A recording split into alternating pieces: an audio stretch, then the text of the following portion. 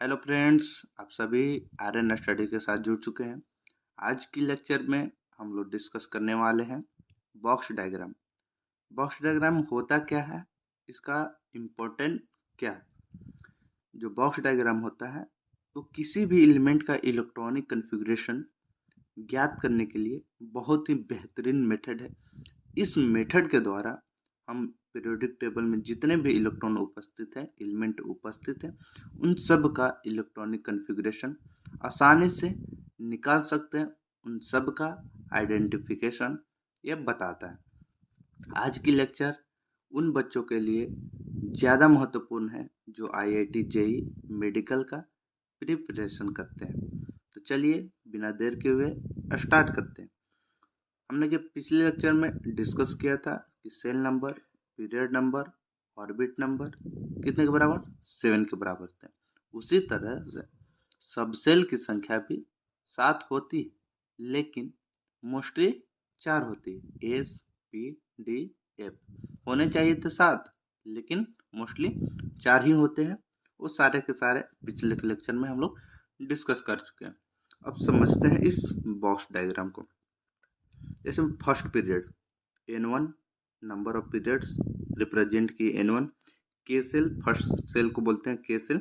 उसमें 1s, S क्या है, सब सेल है। एस पी डी एफ बताया अभी कि सब सेल है, 7 होने चाहिए थे लेकिन मोस्टली 4 ही होते हैं। तो फर्स्ट सेल में 1 सब सेल होते हैं। उसी तरह से सेकेंड पीरियड में एल सेल में 2 सब सेल एस और पी होते हैं। उसी तरह से थर्ड पीरियड में एम सेल में 3 सब सेल होते हैं एस पी डी, इसलिए 3s 3p 3d रिप्रेजेंट किए। उसी तरह से फोर्थ पीरियड में n बराबर 4, नंबर ऑफ पीरियड बराबर 4। एन सेल में सब सेल की संख्या 4 होती है, इसलिए 4s 4p 4d 4f से रिप्रेजेंट करते हैं। उसी तरह से फिफ्थ पीरियड में ओ सेल में 5 कितने होते हैं, 5 सब सेल होते हैं S P D F G, इसलिए 5s 5p 5d 5f 5g। उसी तरह से सिक्स्थ पीरियड सेवेंथ पीरियड में इस तरह से रिप्रेजेंट करते हैं। अब समझते हैं कि इलेक्ट्रॉनिक कन्फिग्रेशन कैसे लिखते हैं। तो सबसे पहला, अगर जब इलेक्ट्रॉनिक कन्फिग्रेशन हम लोग लिखते हैं किसी भी एलिमेंट का, तो 1s सब सेल में इलेक्ट्रॉन्स को फिल करते हैं। एस सब सेल में मैक्सिमम इलेक्ट्रॉन की संख्या कितनी रखी जाती है, 2 रखी जाती है।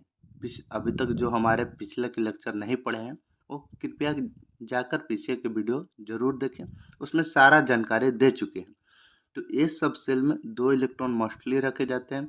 उसके बाद पी में 6, डी में 10, एफ में 14, जी में 18, एच में 22, आई में 26। ये सारा का सारा बता चुके हैं। तो उस तरह से जिस एलिमेंट के पास जितना इलेक्ट्रॉन होगा उस तरह से इलेक्ट्रॉन इसमें फिल करेंगे।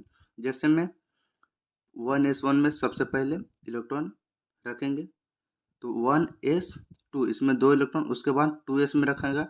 ये एरो का साइन मतलब सबसे पहले इस सब सेल में रखाएगा, इस सेल में, इस सब सेल में, उसके बाद इस एल सेल में, इस सब सेल में, उसके बाद 2p में, उसके बाद 3s में, उसके बाद 3p में, उसके बाद 4s में, ना कि 3d में।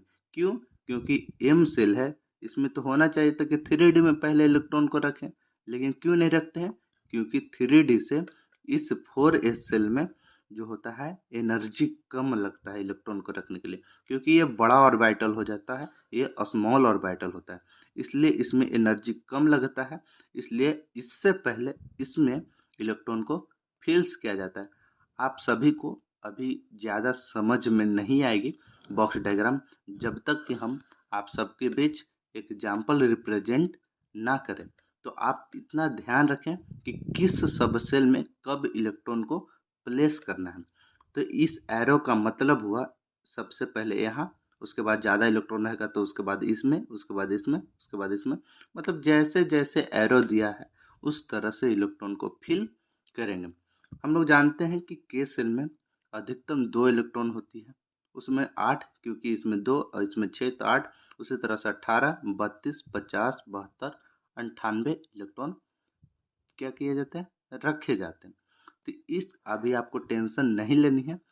यदि आपको समझ में नहीं आया हो तो कोई दिक्कत नहीं, और आ गई हो तो बहुत बढ़िया, क्योंकि आगे बेहतरीन एग्जाम्पल के थ्रू बेहतरीन तरीके से समझाने वाले हैं। अब हम लोग डिस्कस करते हैं कि हम लोग पीरियोडिक टेबल जब पढ़ते हैं तो पीरियोडिक टेबल के अंतर्गत क्या होता है, ग्रुप। तो ग्रुप की संख्या 18 होती है। उससे पहले थोड़ा सुन और कुछ रिमेम्बर करने वाले पॉइंट की ओर देखते हैं। हाँ, जिनको पता है उनके लिए तो बहुत बढ़िया, और जिनको नहीं पता है वो आज इसके मदद से समझ लें। क्या, ए से किसी भी एलिमेंट का ए से एटॉमिक मास को रिप्रेजेंट किया जाता है, जेड से एटॉमिक नंबर को रिप्रेजेंट किया जाता है, पी से प्रोटॉन नंबर को रिप्रेजेंट किया सा, ई से इलेक्ट्रॉन नंबर को रिप्रेजेंट किया जाता है, एन से न्यूट्रॉन नंबर को रिप्रेजेंट किया जाता है। जैसे कि एग्जाम्पल के थ्रू कुछ फॉर्मूला है जो याद रखना चाहिए। अभी हमने बताया कि किस एलिमेंट के पास कितने इलेक्ट्रॉन होंगे, वो यहाँ से पता चलेगा कि किस एलिमेंट के पास कितना इलेक्ट्रॉन रहेगा। अगर जो जानते हैं उनके लिए तो अच्छी बात है, जो नहीं जानते वो आज जान लें। यदि किसी एलिमेंट है जिसका सिंबल एक्स है, कोई एलिमेंट है जिसका सिंबल क्या है, एक्स है, तो एक्स यहाँ एलिमेंट का लिख दिए, जेड उसका नीचे एटॉमिक नंबर हुआ, और ए से एटॉमिक मास, मतलब एटॉमिक मास होता है ऊपर में लिखा जाता है और एटॉमिक नंबर नीचे। तो किसी भी एलिमेंट के लिए जिसके ऊपर कोई चार्ज ना हो तो एटॉमिक नंबर, प्रोटॉन नंबर और इलेक्ट्रॉन नंबर आपस में क्या होते हैं, बराबर होते हैं, और न्यूट्रॉन की संख्या atomic mass minus atomic number के बराबर होती है। ये आप याद रखिए, ये इम्पोर्टेंट पॉइंट है। जैसे कि एग्जांपल के थ्रू एक समझते हैं। जैसे में सोडियम, इसका एटॉमिक मास 23 और एटॉमिक नंबर 11 होता है, इसलिए एटॉमिक नंबर, प्रोटॉन नंबर और इलेक्ट्रॉन नंबर 11 होंगे, और न्यूट्रॉन की संख्या 12 होंगे। क्यों? क्योंकि 23 माइनस 11 मतलब 12।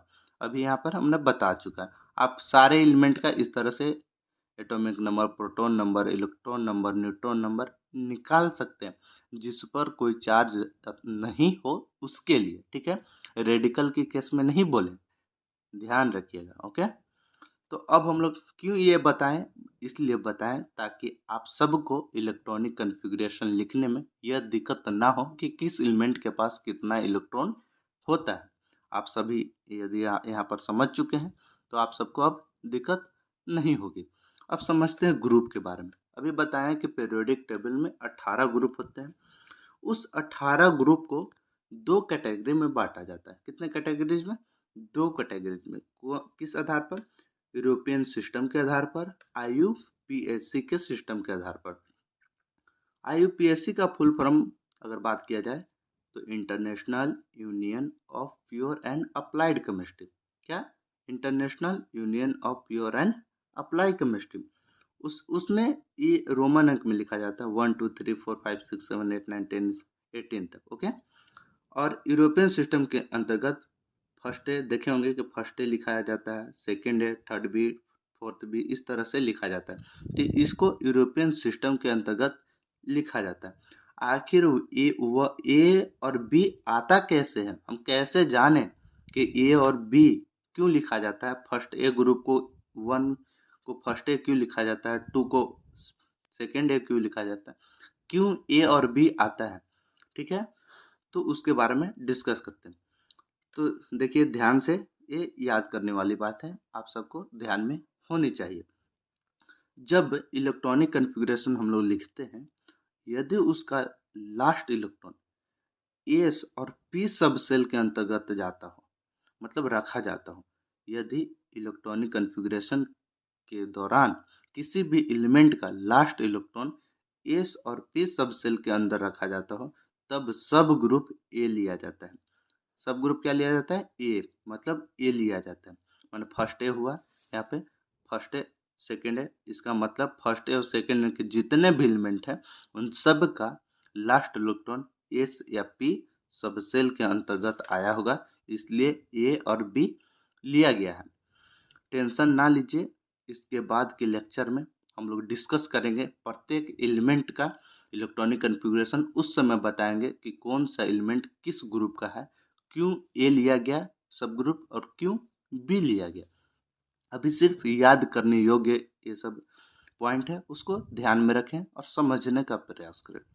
अब समझते हैं बी क्यों लिया जाता है, बी सब ग्रुप क्यों लिया जाता है। जब इलेक्ट्रॉनिक कॉन्फ़िगरेशन के दौरान उसके लास्ट इलेक्ट्रॉन डी और एफ सब सेल में रखा जाता है। क्या बोले, किसी भी एलिमेंट का इलेक्ट्रॉनिक कॉन्फ़िगरेशन के दौरान उसका लास्ट इलेक्ट्रॉन डी और एफ सब सेल में रखा जाता है, तब सब ग्रुप बी लिया जाता है। ठीक है, किसी को कोई दिक्कत नहीं होनी चाहिए। अगर दिक्कत हो रही हो तो ध्यान दें, आप टेंशन ना लीजिए, आप समझिए ये आपका की पॉइंट है। आज का लेक्चर जो है की पॉइंट है इलेक्ट्रॉनिक कॉन्फ़िगरेशन का, बेहतरीन ढंग से समझने का, क्योंकि इससे जेईई में भी क्वेश्चन पूछता है और मेडिकल में भी कई बार क्वेश्चन पूछ चुका है। तो आप ध्यान से देखें और अगली लेक्चर में एग्जाम्पल के थ्रू आपको बेहतरीन तरीकों से समझ में जरूर आएगी। अब देखते हैं कि किस तरह से जेईई में इसे क्वेश्चन पूछता है। आखिर मेरा बताने का उद्देश्य सफल हो रहा है या नहीं। तो एक बार क्वेश्चन पूछा हुआ था जेईई में कि an element is place in 5A group under European system, then group of the element under IUPAC system is, मतलब कि किसी भी एलिमेंट को अगर 5A ग्रुप यूरोपियन सिस्टम के अंतर्गत रखा जाता हो तो आईयूपीएसी सिस्टम के अंतर्गत कौन सा ग्रुप होगा। तो ध्यान रखिए, आपको यहाँ से आना चाहिए। देखिए 5A ग्रुप कहाँ है, 5A ग्रुप यहाँ, इसलिए 15, तो ये आना चाहिए आपको, मतलब इसका आंसर होगा 15 ग्रुप। तो ये अगर ग्रुप के बारे में डिस्कस नहीं करते तो ये क्वेश्चन नहीं बनता। तो आप सबसे गुजारिश है, यदि हमारे चैनल पर नए हो तो कृपया करके चैनल को सब्सक्राइब कर लो। अगर सही समझ में आती हो तो ध्यानपूर्वक हमारे चैनल को सब्सक्राइब करें, शेयर करें और हमसे जुड़े रहें। आईआईटी जेईई के लिए स्टूडेंट के लिए बेहतरीन मेथड के द्वारा बेहतरीन टॉपिक्स को हम कवर कराने वाले। तो आज के लिए इतना ही। Thank you very much.